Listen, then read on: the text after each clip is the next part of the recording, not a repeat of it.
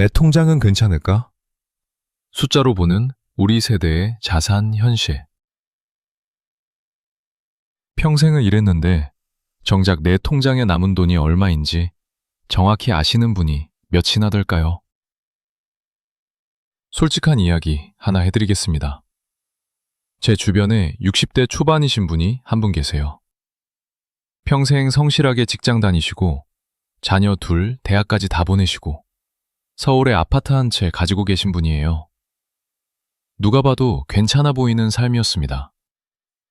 그런데 은퇴하고 나서 1년쯤 지났을 때 이런 말씀을 하시더라고요. 집은 있는데 매달 쓸 돈이 없어. 이게 진짜 내 인생인가 싶다.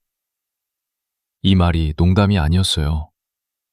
아파트 시세는 몇 억이 넘는데 통장에는 매달 나가는 관리비와 보험료 내고 나면 남는 게 거의 없다는 거예요.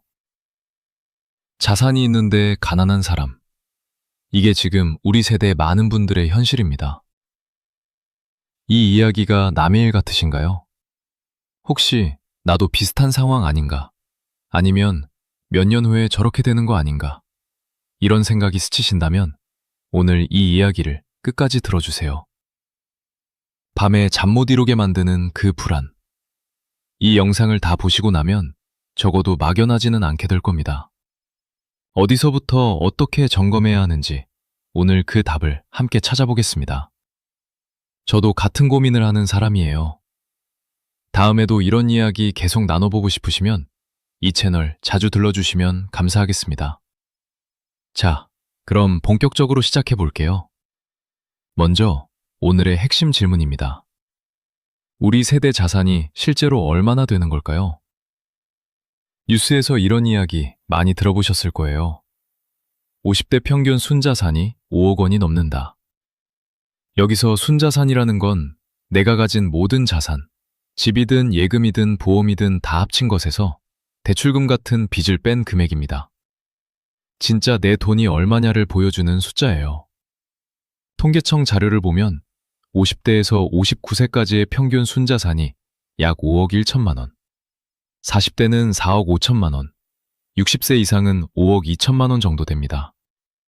그래서 50대와 60대가 우리나라에서 순자산이 가장 많은 연령대이고 평균적으로 한 5억 원 정도라고 보시면 됩니다. 5억이라 꽤 많은 거 아닌가 싶으시죠? 그런데 여기서 중요한 이야기를 하나 해야 합니다. 이 평균이라는 숫자에 속으시면 안 돼요. 제가 이해하기 쉽게 예를 들어 볼게요. 세 사람이 식당에서 밥을 먹었습니다. 한 사람은 30만 원짜리 고급 코스 요리를 시켰고 나머지 두 사람은 만 원짜리 백반을 먹었어요. 세 사람 평균 식사비를 계산하면 한 사람당 10만 원이 넘습니다. 그런데 실제로 두 사람은 만 원짜리를 먹었잖아요. 평균이 10만 원이라고 해서 모두가 10만 원어치를 먹은 게 아닌 거예요. 자산도 이것과 똑같습니다. 아주 많이 가진 분들이 평균을 확 끌어올려 버려요. 그래서 진짜 우리 같은 보통 사람들의 현실을 보려면 평균이 아니라 중간값을 봐야 합니다. 중간값이라는 건 100명을 자산이 많은 순서대로 쭉 줄을 세웠을 때 딱 50번째에 서 있는 사람의 자산을 말해요. 내 옆집 이웃의 진짜 자산은 이 중간값에 훨씬 더 가깝습니다. 그러면 이 중간값이 얼마냐? 50대의 순자산 중간값은 약 3억 원입니다. 평균은 5억인데 중간값은 3억이에요. 2억이나 차이가 납니다. 60세 이상은 2억 3천만 원, 40대는 2억 9천만 원 정도예요. 이 차이가 의미하는 바가 뭘까요? 우리나라의 자산이 상당히 한쪽으로 쏠려 있다는 뜻입니다. 실제로 상위 10%의 순자산이 약 20억 원인데 상위 30에서 40% 구간은 4억 원도 안 돼요. 상위 30%에 해당하는 분들이 전체 자산의 75%를 가지고 있습니다. 여기서 이런 의문이 드실 수 있어요. 다른 나라들도 다 이런 건가? 미국이나 유럽 같은 선진국들도 자산 불평등이 있긴 합니다. 그런데 우리나라는 좀 다른 문제가 있어요. 격차가 벌어지는 속도가 너무 빠르다는 겁니다. 우리 세대가 직접 겪어봐서 잘 아시잖아요. 전쟁 이후에 모든 사람이 가난하게 출발했습니다. 70년도 안 되는 시간 동안 지금까지 왔는데 그 과정에서 특히 부동산 가격이 급격하게 오르면서 서울에 집을 가진 사람과 그렇지 못한 사람 사이의 간극이 정말 빠르게 벌어졌어요. 소득 격차도 마찬가지입니다. 흥미로운 숫자가 하나 있는데요. 60세 이상에서 평균 소득과 중간 소득의 차이가 약 1,700만 원으로 전 연령 중에서 가장 큽니다. 왜 그런지 아시겠어요? 정년 이후에는 일해서 버는 돈보다 가진 자산에서 나오는 돈의 비중이 커지기 때문이에요. 임대 수입, 이자 수입, 배당금 같은 것들이요. 가진 게 많으면 가만히 있어도 돈이 들어오고 가진 게 적으면 일을 못하게 되는 순간 소득이 뚝 끊기니까 격차가 더 벌어지는 구조인 거죠. 자, 이제 중산층 이야기를 좀 해볼게요. 중산층의 기준이 정확히 뭘까? 의외로 많은 분들이 잘 모르시더라고요. 학자들이 쓰는 기준 중에 균등화 개인소득이라는 개념이 있습니다. 어려운 말 같지만 쉽게 설명드릴게요. 예를 들어 내 식구가 1년에 총 4천만 원을 벌었다고 해봅시다. 이걸 그냥 4명으로 나누면 1인당 1,000만 원이잖아요. 근데 실제 생활에서는 그렇게 나누지 않아도 돼요. 집은 하나만 있으면 되고 냉장고도 하나면 되고 가족이 함께 쓰는 것들이 많으니까요. 그래서 가구 원수의 제곱근으로 나눕니다. 4명이면 2로 나누는 거예요. 4천만 원 나누기 2, 2천만 원. 이게 균등화 개인소득입니다. 이 기준으로 중간값의 50%에서 150% 사이에 있는 사람을 중산층이라고 봅니다. 우리나라 기준으로는 연소득 약 1,800만 원에서 5,500만 원 사이예요. 그런데 재미있는 게 뭐냐면 이 기준으로는 분명히 중산층인데 스스로 중산층이 아니라고 느끼는 분들이 40%가 넘습니다.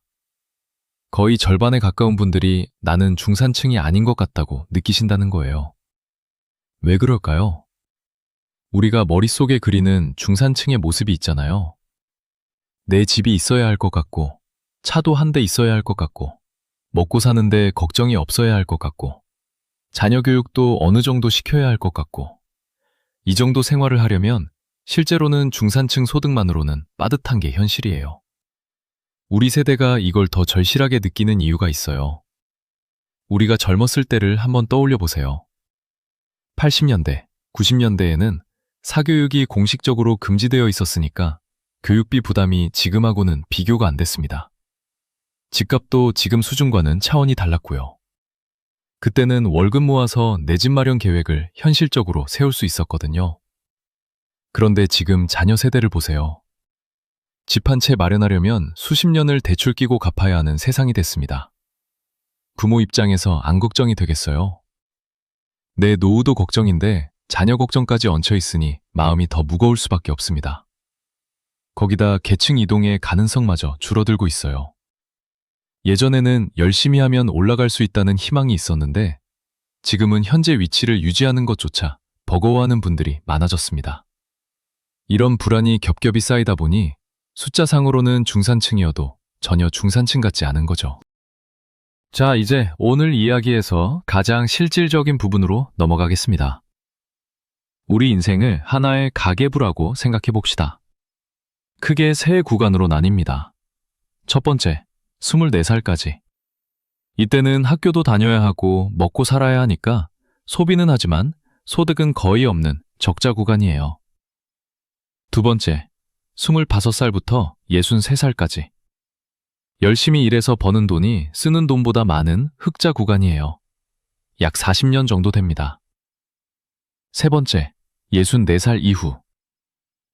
다시 적자 구간입니다. 버는 돈보다 쓰는 돈이 더 많아지는 시기예요. 여기서 솔직하게 계산을 한번 해봅시다. 64살 이후에 우리나라 사람들이 평균적으로 1년에 쓰는 돈이 1,500만 원에서 2천만 원 정도 됩니다. 이걸 30년이라고 잡으면 약 5억에서 6억 원이 필요해요. 아까 말씀드린 60대 평균 순자산이 5억 2천만 원 정도라고 했으니 숫자만 보면 얼추 맞아 보이죠? 그런데 여기에 한정이 하나 있어요. 비유를 하나 드릴게요. 냉장고에 음식이 가득 차 있습니다. 그런데 냉장고 문이 안 열려요. 배가 고파 죽겠는데 음식은 눈앞에 보이는데 꺼낼 수가 없는 겁니다. 우리 세배의 자산 구조가 이것과 비슷해요. 순자산이 5억이 있다 해도 그중 상당 부분이 지금 살고 있는 집에 묶여 있거든요. 그 집을 당장 팔 수도 없고 벽돌을 뜯어서 매달 생활비로 쓸 수 있는 것도 아니잖아요. 중요한 건 자산의 총액이 아니라 내가 실제로 매달 현금으로 쓸 수 있는 돈이 얼마냐는 거예요. 이걸 유동성이라고 하는데요. 쉽게 말해서 필요할 때 바로 현금으로 바꿀 수 있는 능력을 말합니다. 자산이 아무리 많아도 현금으로 바꿀 수 없으면 당장의 생활에는 도움이 안 되는 거예요. 그러면 우리가 뭘 할 수 있느냐? 오늘의 핵심 제안을 드리겠습니다. 첫 번째, 내 순자산을 한번 계산해 보세요. 집, 예금, 보험, 주식 같은 자산을 다 더한 다음에 대출금이나 빚을 빼면 됩니다. 이게 내 진짜 재산이에요. 종이에 한번 적어보시는 것만으로도 머릿속이 훨씬 정리됩니다. 두 번째, 앞으로 남은 기간 동안 내가 쓸 돈이 대략 얼마인지 추산해 보세요. 1년에 2천만 원 정도 쓴다고 잡고 20년이면 4억 원, 30년이면 6억 원 정도가 필요하겠죠? 세 번째, 이 두 숫자를 나란히 놓고 비교해 보세요. 순자산이 넉넉하면 다행이지만 부족한 부분이 있다면 그 부족분을 어떻게 메울지 고민을 시작해야 합니다. 부족분이 보이면 당연히 투자를 생각하게 되실 거예요. 여기서 정말 중요한 이야기를 하나 드립니다. 이 나이대에서 투자의 첫 번째 원칙은 욕심을 내려놓는 겁니다. 젊었을 때는 투자에서 크게 잃어도 다시 일해서 벌어들일 시간이 있지 않습니까? 30대에 실패해도 앞으로 30년이 남아있으니까 만회할 기회가 있어요. 그런데 60이 넘어서 큰 손해를 보면 그걸 다시 메울 기회가 거의 없습니다. 시간이 더 이상 우리 편이 아닌 거예요. 그래서 고위험 투자는 지금 시기에 맞지 않습니다. 암호화폐에 올인한다거나 소문 듣고 작은 주식에 돈을 몰아넣는다거나 빚을 내서 부동산에 투자한다거나 이런 것들은 크게 벌 수도 있지만 크게 잃을 수도 있어요. 노후 자금을 가지고 하기에는 위험 부담이 너무 큽니다. 대신에 이런 것들을 한번 살펴보세요. 정기예금처럼 원금이 보장되는 안전한 저축 상품이 있고요. 국채나 우량 회사채 같은 채권 투자가 있습니다. 그리고 요즘 많이 이야기되는 ETF라는 것이 있는데요. 이건 특정 한 종목에 돈을 넣는 게 아니라 여러 종목을 한 바구니에 담아서 투자하는 상품이에요. 한 종목이 떨어져도 나머지가 받쳐주니까 위험이 분산되는 거죠. 계란을 한 바구니에 담지 않는 것과 같은 원리입니다. 이런 안정적인 상품들로 내 투자 구성을 짜시는 게 이 시기에는 훨씬 현명한 선택이에요. 목표 수익률도 현실적으로 잡으셔야 합니다. 아까 계산했던 부족분을 기준으로 그 부족분을 메울 수 있을 정도의 수익률이면 충분해요. 20%, 30% 이런 높은 수익률을 욕심내시면 그만큼 위험도 올라갑니다. 목표 수익률을 낮추는 건 포기가 아니에요. 내 노후를 지키는 가장 현실적이고 똑똑한 전략입니다. 자, 오늘 이야기를 마무리하기 전에 핵심만 한번 정리해드리겠습니다. 우리 세대의 순자산의 평균은 약 5억 원이지만 진짜 중간값은 3억 원 정도입니다. 평균에 속지 마시고 중간값으로 내 위치를 확인하세요. 우리나라의 자산 격차는 빠른 속도로 벌어지고 있고 특히 정년 이후에는 자산에서 나오는 소득 차이 때문에 격차가 더 커집니다. 중산층의 기준소득은 1,800만 원에서 5,500만 원 사이인데 체감하는 중산층의 삶은 이보다 훨씬 높은 비용을 요구합니다. 통계와 현실의 괴리가 불안을 키우는 거예요. 64살 이후 30년간 약 5억에서 6억 원이 필요한데 자산이 있어도 현금으로 쓸 수 없으면 소용이 없습니다. 유동성을 꼭 점검하세요. 지금 당장 할 수 있는 건 세 가지입니다. 내 순자산 계산하기, 남은 생애 필요금액 추산하기, 그리고 이 둘의 차이를 확인하기. 부족분이 있다면 안정적인 투자로 현실적인 목표 수익률을 잡으세요. 오늘 이 이야기를 듣고 나도 한번 계산해 봐야겠다. 이런 생각이 드셨다면 미루지 마세요. 오늘 저녁에 종이 한 장 꺼내서 내 순자산과 앞으로 필요한 돈을 적어보시는 것. 그게 시작입니다. 복잡한 것 하나도 없어요. 숫자 2개만 비교하면 됩니다. 그 한 장의 종이가 밤마다 찾아오던 막연한 불안을 구체적인 계획으로 바꿔줄 거예요. 우리 모두 열심히 살아왔습니다. 그 세월이 헛되지 않도록 남은 시간도 현명하게 준비해서 편안하게 보내셨으면 좋겠습니다.